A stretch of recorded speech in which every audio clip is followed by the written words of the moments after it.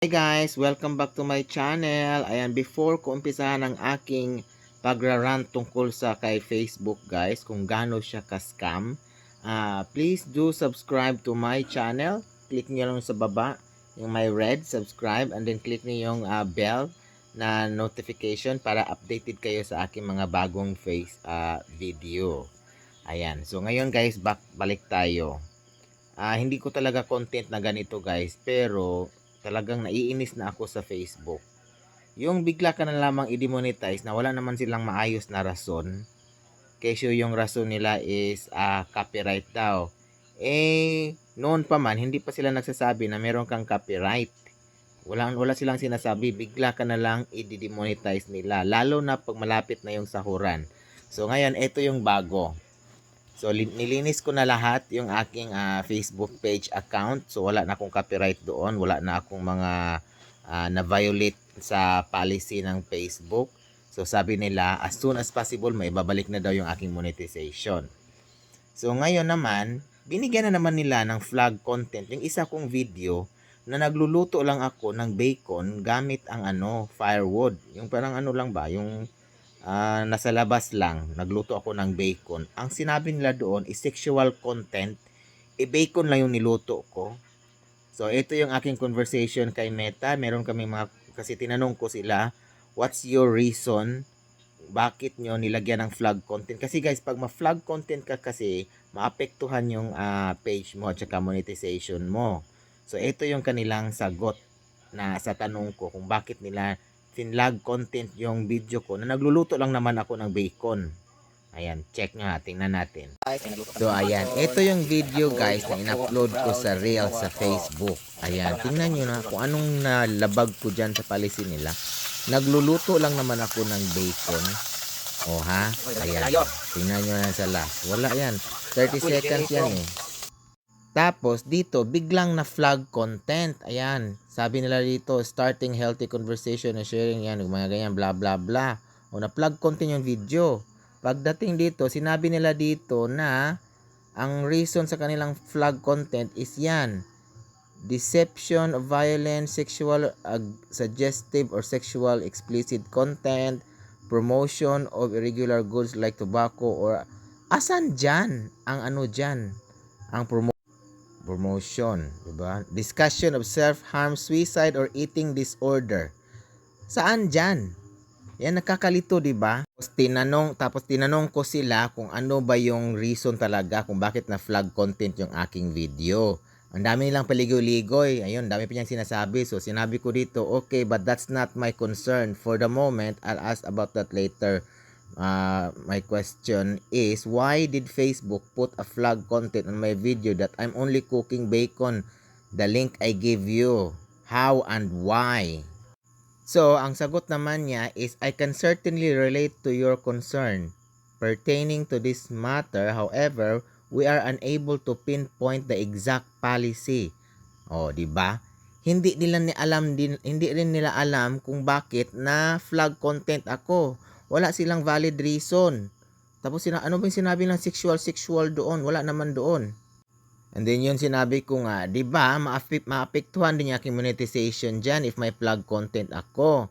Baka later sabihin na naman ni Facebook na hindi na maibalik yung aking monetization dahil diyan. Tapos hindi nyo pala ma-pinpoint kung bakit ako na flag content. Tapos ang sagot lang naman, we understand your concern. Tapos wala kang ibang option pag pumunta ka sa sa isolve mo yung problema, delete at saka manage admins lang.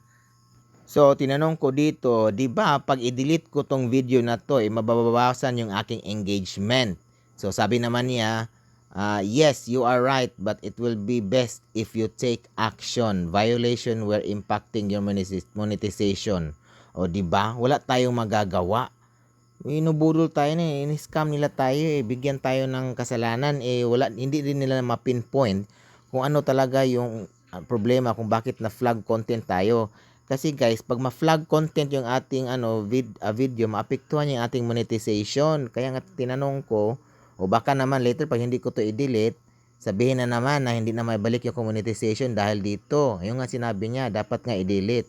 O, sabi ko nga, saan yung reason? Saan dyan na violate ko yung policy sa video na dyan? Na yan, na wala naman. Yung nga tanong nila, hindi nila ma-pinpoint din, di ba? Oh, pangluloko tong ginawa nila, gawa-gawa tayo ng content tapos ganyan lang ginagawa. Pero gayon pa man, ayan, naibigay naman nila yung aking last na salary. Pero hindi pa nila binalik yung aking monetization. So next month is wala na akong salary kasi or hindi na monetize yung aking mga videos. Pero meron pa ako doong naiwan na laman pero hindi siya nakaabot ng $100. So ayan, nagbibigay naman sila ng ano talaga, ng pera, pero surti-surtian lang talaga guys. Baka yung account nyo biglang ma-restrict. Yan, wala silang valid reason eh. Dahil lang daw sa na-detect daw ng system. Ayan, yung system nila ata is parang may problema ata sa utak. Ayan, yun kasi yung mga reason nila. Ang system daw ang nagde-detect ng mga videos. So, ayan guys. So, sana meron kayong natutunan sa aking video guys. Pero, huwag kayong mawala ng pag-asa guys. Kasi parang sa akin ngayon, surti-surtian lang. Baka ngayon, ako lang talaga yung nagpagbuntungan. Or ikaw yung nagpagbuntungan. Yung iba maswerte. Meron nga dyan, kumikita pa rin. Monetize pa rin hanggang ngayon. Yung mga video naman yan, nakahubad. Naka half body. Makita na yung mga kaluluwa ng mga babae. Pero hindi sila na-restrict. Pero tayo, wala nga tayo na-violate. Bigla na lang tayong na-restrict or na-demonetize or na-flag content yung ganyan. Tapos sagutin lang nila. Hindi talaga namin ma-pinpoint kung bakit. O wala din silang alam. Wala din alam tong Facebook sa ginagawa nila. Kaya minsan nakakainis din. Pero ayan, kung swertihin ka naman, nagbabayad naman sila. Ngayon, hinintay ko na lang yung aking salary na mapasok sa bangko. So, ayan, update ko lang kayo guys sa susunod na video kung ma-receive ko na ba yung aking salary talaga, kung makukuha ko na talaga in physical yung aking first sahod. Ayan, maraming salamat sa inyong panonood. I hope meron kayong natutunan. At huwag kayong mag-give up. Kaya natin to kung gustuhin lang talaga. Baka balang araw, maswerte na tayo. Hindi na tayo pag-initan ni Mita. Ayan, bye guys! Ayan, again, please subscribe to my channel and hit the notification bell para updated kayo sa aking mga bagong videos. Bye!